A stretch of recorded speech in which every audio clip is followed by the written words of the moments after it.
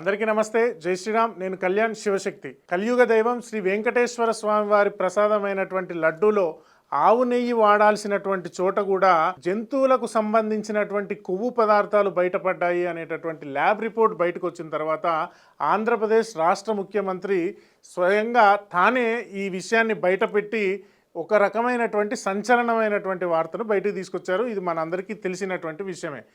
కడాన తిరుమల లడ్డు కూడా నాసి రకం. నాకైతే ఆశ్చర్యం వేస్తుంది. ఎన్ని కంప్లైంట్ చేసినా కడాన వెంకటేశ్వర స్వామి పవిత్రతను దెబ్బతీశారు. ఎన్నోసార్లు చెప్పాం. అక్కడ ఎంత దుర్మార్గంగా ప్రయత్నం చేశారంటే అంత దుర్మార్గంగా ప్రవర్తించారు. కడాన అన్న దానంలో క్వాలిటీ ఆఫ్ ఫుడ్ లేకుండా చేశారు. దేవుని దగ్గర పెట్టే ప్రసాదం అపవిత్రం చేసే విధంగా ఓసారి బాధేస్తుంది.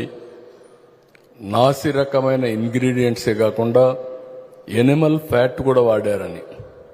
అయితే తిరుమల తిరుపతి దేవస్థానంలో వాడేటటువంటి నెయ్యి ఏదైతే ఉందో, ఇంతకుముందు క్వాలిటీ నెయ్యి వాడేవాళ్ళు ఈ జగన్ గవర్నమెంట్ వచ్చిన తర్వాత 25 రూపాయలు ఉన్నటువంటి లడ్డూని 50 రూపాయలు చేసి, అంటే ఆ లడ్డూ ధర డబుల్ చేసి దాన్ని ఇంకా క్వాలిటీ పెంచుతామని చెప్పి ఆ క్వాలిటీకి సరిపడా నెయ్యి కొనకుండా, ఇంతకుముందు కర్ణాటక ప్రభుత్వం నుంచి నందిని నెయ్యి వచ్చేది, ఆ నెయ్యిని ఆపేసి దాని స్థానంలో ఆల్ఫా అనేటటువంటి ఇంకొక సంస్థకు, ఉత్తరప్రదేశ్కి సంబంధించినటువంటి ఇంకో సంస్థ నుంచి నెయ్యి తీసుకొని ఆ నెయ్యిని కల్తీ చేసి ఆ కల్తీ నెయ్యితో పాటు తిరుమల తిరుపతి వెంకటేశ్వర స్వామి ప్రసాదాన్ని, లడ్డూని పోటులో తయారు చేసి దాన్ని పంచిపెట్టారు అనేటటువంటిది ఇప్పుడు జరుగుతున్నటువంటి పూర్తి చర్చ. అంతేకాకుండా టీటీడీకి సంబంధించినటువంటి 1 లక్ష వెంకటేశ్వర స్వామి ప్రసాదం లడ్డూలను అయోధ్య రామాలయానికి కూడా ఆ సందర్భంలో పంపించినటువంటి విషయం కూడా ఇప్పుడు సోషల్ మీడియాలో చక్కర్లు కొడుతోంది.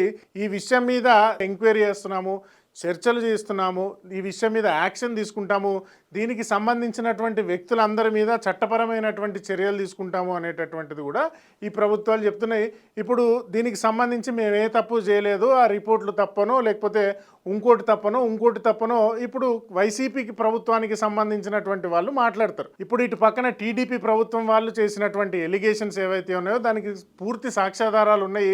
ఖచ్చితంగా వైసీపీ గవర్నమెంట్ ఏదైతే ఉందో ఆ వైసీపీ గవర్నమెంట్లో టీటీడీ విషయంలో ఒక 100 అన్యాయాలు, 100 అవినీతులు జరిగినాయి. తిరుమల తిరుపతి దేవస్థానానికి సంబంధించినటువంటి కొన్ని కోట్ల రూపాయలని దోచుకున్నారు. అక్రమంగా శ్రీవాణి ట్రస్ట్ అని పెట్టి ఆ ట్రస్ట్ పేరు మీద కూడా కొన్ని కోట్ల రూపాయలు దోచుకున్నారు. దానికి ఇంతవరకు లెక్కాపత్రం ఉండదు. తిరుమల తిరుపతి దేవస్థానానికి వచ్చినటువంటి డబ్బుల్ని కింద తిరుపతిలో రోడ్లు వేయడానికి మున్సిపాలిటీ చేయవలసినటువంటి పనులకు కూడా టీటీడీ నిధులను వినియోగించారు. దాంట్లో కమిషన్లు దొబ్బారు. దేవాలయ భూమిని ఎక్కడ అవకాశం దొరికితే అక్కడ దొబ్బేయడానికి ప్రయత్నం చేసినటువంటి సందర్భాలు ఉన్నాయి. టీటీడీలో జగన్ గవర్నమెంట్లో 100కు 100% అవినీతి జరిగింది. అయితే ఈ డబ్బులు దోచుకోవడము, ఈ గోవిందరాజస్వామి గోపురం విషయంలో బంగారం దోచుకోవడం ఒక ఎత్తు అయితే, భక్తులు ఎంతో పవిత్రంగా భావించేటటువంటి ప్రసాదం లడ్డు ఏదైతే ఉందో ఆ లడ్డూలో కూడా ఈ వైసీపీ ప్రభుత్వం వాళ్ళు చేసినటువంటి అవినీతి ఏదైతే ఉందో ఖచ్చితంగా వీళ్ళందరూ 100కు 100% జైలుకు పోవలసినటువంటి వ్యక్తులు. ఇందులో ఎవ్వడు కానీ, అందులో ఈ సంఘటనలో ఎవడు ఉన్నా వాడు ప్రతి ఒక్కడి మీద విచారణ జరిపించాలి. దీనికోసం స్పెషల్ ఇన్వెస్టిగేషన్ టీంని వేయాలి. వాళ్ళందరినీ జైలుకి పంపించాలి. భవిష్యత్తులో ఇలాంటివి జరగకుండా కఠినమైనటువంటి చట్టాలు తీసుకొని రావాలి. అయితే ఇక్కడ మనం ఒకటే విషయాన్ని, ఈ జరుగుతుంది ఈ లడ్డు విషయంలో ఇట్లా అవినీతి జరిగింది, ఒక నెయ్యికి బదులు ఇంకో నెయ్యిని కొన్నారు, లేకపోతే ఒక యాలకులకు బదులు ఇంకో యాలకులు, ఒక శనగపిండికి బదులు ఇంకో శనగపిండి కొన్నారు, అందులో కల్తీ చేశారు, లేదేదన్నా కొన్నారు, అవినీతి చేశారు అనేటటువంటి విషయాన్ని పక్కన పెడితే, అసలు ఈ హిందూ దేవాలయ వ్యవస్థ అనేటటువంటిది ఈ ప్రభుత్వ కబంధ హస్తాల్లో ఎందుకు ఉండాలి? ఎందుకు మనం ప్రభుత్వాలకి మన దేవాలయ వ్యవస్థను ప్రసాదంతో పాటు, దర్శనం టికెట్లతో పాటు, మన రూములతో పాటు దేవుణ్ణి కూడా తీసుకెళ్ళి ప్రభుత్వ కబంధ హస్తాల్లో ఎందుకు పెట్టాలి? భారతదేశంలో అన్ని సెక్యులర్ ప్రభుత్వాలే, ఏది హిందూ ప్రభుత్వం కాదు, ముస్లిం ప్రభుత్వం కాదు, క్రిస్టియన్ ప్రభుత్వం కాదు. మన హిందూ దేవాలయాలను తీసుకెళ్ళి వాళ్ళ చేతుల్లో ఎందుకు పెట్టాలి అనేటటువంటిది మొట్టమొదటిగా ప్రతి హిందువు వేసుకోవాల్సినటువంటి ప్రశ్న. ఇది ఫస్ట్ టైం జరిగింది కాదు. ఒక 6 నెలల క్రితమో సంవత్సరం క్రితమో ఇది కూడా వైసీపీ గవర్నమెంట్లోనే జరిగింది. శ్రీశైలం దేవస్థానంలో ఒక భక్తుడు ప్రసాదం తీసుకుంటే పులిహోరలో మాంసపు ముక్క వచ్చింది. చెప్పండి అదేంటో. నన్ను చూపిస్తే నేను చెప్తాను. నన్ను చెప్తా అదేంటో చెప్పండి. ఇది బ్రహ్మరాంబ అమ్మవారి ప్రసాదం అండి. దీంట్లో ఎముకొచ్చింది. దేవస్థానం వాళ్ళు కొంచెం జాగ్రత్తగా ఉంటే పులిహార భక్తుల మనోభావాలు దెబ్బతిన్నాం. పులిహోరలో వచ్చిందండి ఇది. ఒకసారి గుడి కూడా తీయండి, అది గుడి తీయండి, గోపురం కూడా తీయండి, ఆ పందులోని కూడా తీయండి, కట్ చేసేయండి. చూసాను మొహం మీద పెట్టండి, మళ్ళీ పర్లేదు చూపిద్దామండి.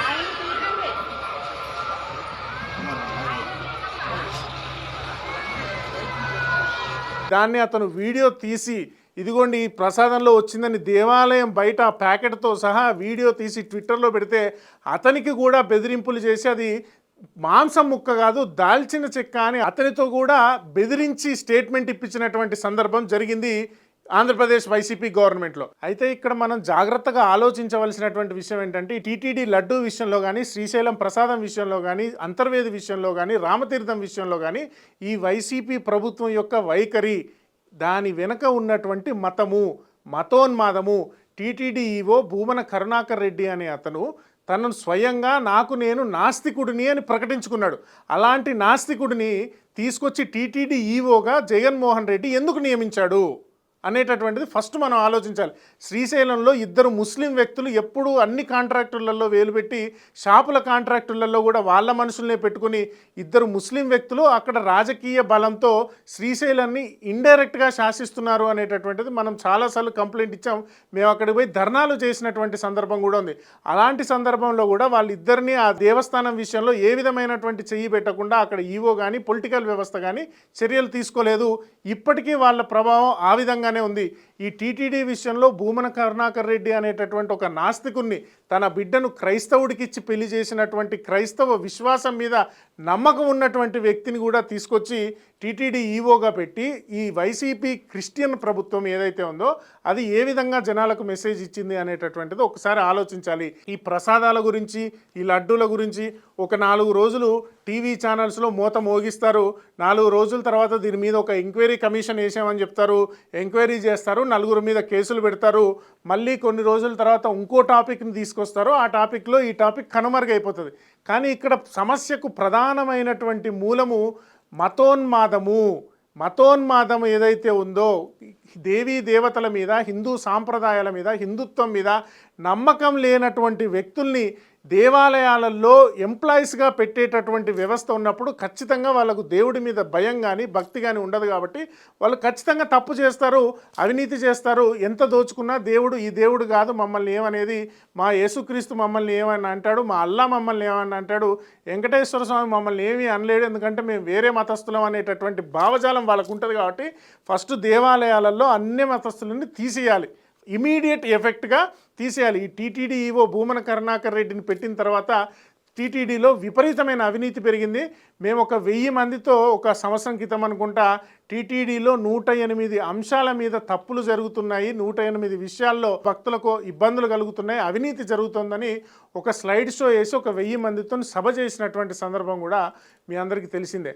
అయితే ఇక్కడ మనం ఆలోచించాల్సింది ఏంటంటే దీన్ని 4 రోజులు చర్చించుకుని వదిలేస్తామా, దీని మీద దీర్ఘకాలికమైనటువంటి ప్రణాళికతో హిందువులు పనిచేస్తారా అనేటటువంటిది మొట్టమొదటిగా ఆలోచించాలి. ఈ దేవాదాయ ధర్మాదాయ శాఖ అనేది ఏదైతే ఉందో దాన్ని పూర్తిగా ప్రభుత్వ కబంధ హస్తాల్లో నుంచి బయటికి తీసుకురావాల్సిన అవసరం ఉంది. మేము మొన్న ద్వారకా వెళ్ళొచ్చాం. ద్వారకా అనేటటువంటిది ద్వారకాధీశుడు ట్రస్ట్ పేరు మీద ఉంది, సోమనాథ్ ట్రస్ట్ పేరు మీద ఉంది, కాశీ ట్రస్ట్ పేరు మీద ఉంది. అక్కడ ఉన్నటువంటి పండితులు కానీ, స్వామీజీలు కానీ, సంతులు కానీ ఉన్నారు. ప్రభుత్వాలు వాళ్లకు సహకారం చేస్తున్నాయి. కానీ మన తెలుగు రాష్ట్రాల్లో ఉన్నటువంటి మన దరిద్రం ఏంటంటే ప్రభుత్వాలే ఈ దేవాలయ వ్యవస్థను మొత్తం నడుపుతున్నాయి. ఇక్కడ స్వామీజీలు కానీ, హిందువులు కానీ, హిందూ సంస్థలు కానీ, హిందూ నాయకులు కానీ వీళ్ళు ప్రభుత్వాల చేతుల్లో కీలుబొమ్మల్లాగా మారిపోయి దేవాలయాల నుంచి వచ్చినటువంటి డబ్బు మొత్తం వాళ్ళు దోచుకుంటుంటే ఏమీ చేయలేక నిస్సహాయ స్థితిలో ఇక్కడ ఉన్నటువంటి హిందువులు, హిందూ సంస్థలు, స్వామీజీలు కూర్చున్నారు. దరిద్రం ఏంటంటే హిందుత్వం గురించి మేము విచ్చలవిడిగా పాటుపడుతున్నాం, కాపాడుతున్నాం అని మాట్లాడేటటువంటి బీజేపీ పార్టీ ఆంధ్రప్రదేశ్ అధ్యక్షురాలు కానీ, తెలంగాణ అధ్యక్షుడు కానీ ఇంతవరకు టీటీడీ విషయంలో కనీసం ఒక్క స్టేట్మెంట్ కూడా ఇచ్చినటువంటి పాపాన పోలేదు. దీని మీద కఠినమైన చర్యలు తీసుకోవాలని మాట్లాడిన పాపాన పోలేదు. అది మనం ఒకసారి ఆలోచించుకోవాల్సినటువంటి పరిస్థితి. అయితే ఈ దేవాదాయ ధర్మాదాయ శాఖ ఏదైతే ఉందో దాన్ని ప్రభుత్వ కబంధ హస్తాల్లో నుంచి విడిపించడమే వీటన్నిటికీ శాశ్వత పరిష్కారము. చాలామంది అడుగుతారు, ఇప్పుడు దేవాలయాలన్నింటినీ ప్రభుత్వాల నుంచి విడిపిస్తే ఎవరు నడిపిస్తారు అని. అరే బాబు, మేము 4-5 వేల సంవత్సరాలుగా ఈ దేవాలయ వ్యవస్థను ఏ విధంగా నడుపుకుంటున్నామో ఈ ప్రభుత్వాలు మొన్న 50-60 సంవత్సరాల క్రితం పుట్టింది. గట్టిగా మాట్లాడితే రాజ్యాంగం రాసి 70 ఏళ్ళు కూడా కాలేదు. ఈ రాజ్యాంగం పుట్టకముందు, ఈ ప్రభుత్వాలు పుట్టకముందు, ఈ దేశం సెక్యులర్ కంట్రీ కాకముందు, ఈ చట్టాలు లేకముందు కొన్ని వేల సంవత్సరాలుగా ఈ దేవాలయాల్ని, దేవాలయ వ్యవస్థల్ని ఆగమ శాస్త్రాల ప్రకారం హిందువులు నడుపుకుంటున్నారు. అలాగే ఇప్పుడు కూడా భవిష్యత్తులో కూడా హిందువులు నడుపుకుంటారు. ఈ దేవాదాయ ధర్మాదాయ శాఖను ప్రభుత్వ కబంధ హస్తాల్లో నుంచి విడిపిస్తేనే ఇలాంటి సంఘటనలు భవిష్యత్తులో జరగకుండా ఉంటాయి.